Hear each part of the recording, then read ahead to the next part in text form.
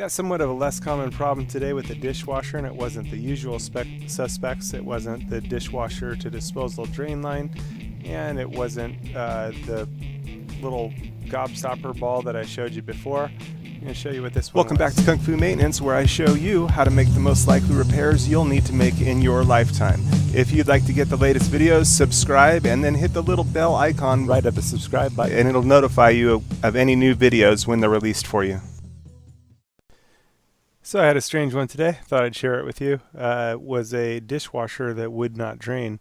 This one was tricky. I've had a few different issues. This was a newer dishwasher, and I've had a few different issues with the little ball on these dishwashers that's gone into the wrong spot, and then the unit wouldn't drain. So there was a few things rolling around in my mind, so to speak, on this. Now, with most dishwashers, when you've got a non-draining issue, the most common cause is at the air gap and the disposal to or the dishwasher to disposal drain line, in between where the dishwasher drain line is and then the air gap.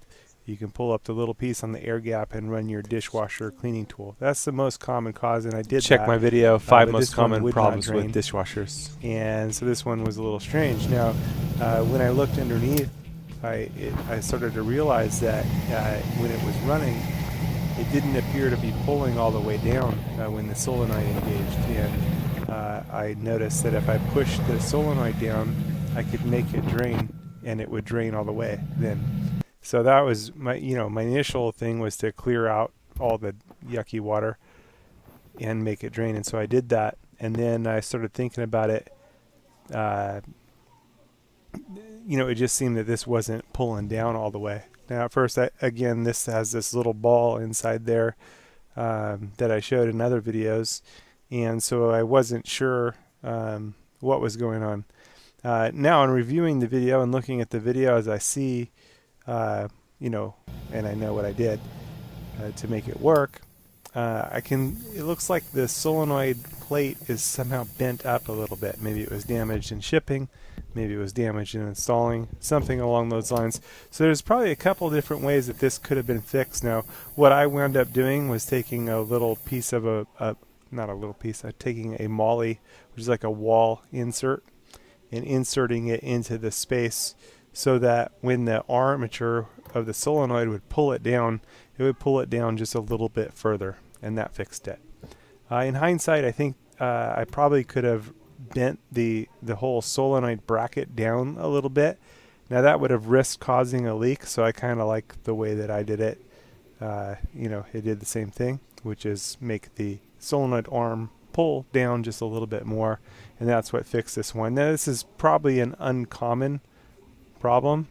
This was the first one of this particular model of dishwasher that I've had do this, and I've installed or had maybe 70 of these installed, something along those lines, and 70 plus of these, and this was the first one that did that. But again, looking at that solenoid on the bottom, it looks like it was bent up a little bit, and in that case, it wouldn't, the arm wouldn't pull it down far enough to engage the drain cycle.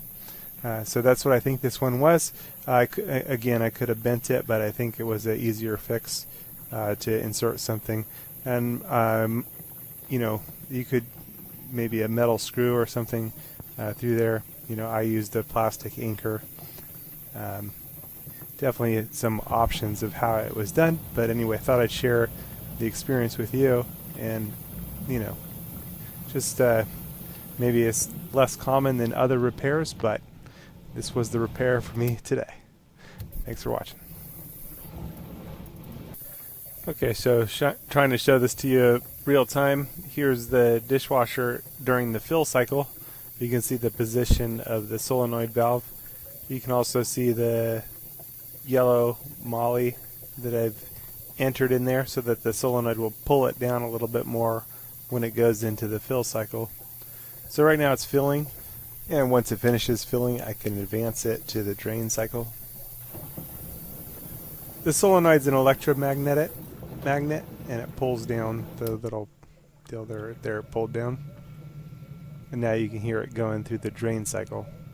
So just wanted to give you a idea of what those should look like, what they do look like.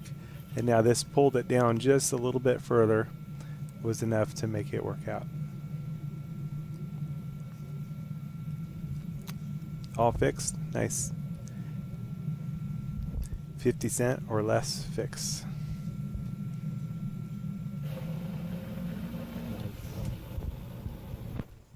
And it's drained completely, all fixed. A quick search of my YouTube channel, you should find a bunch of different videos that'll be helpful to your maintenance needs. Also, there's links in the description below the videos to tools and parts used in the videos.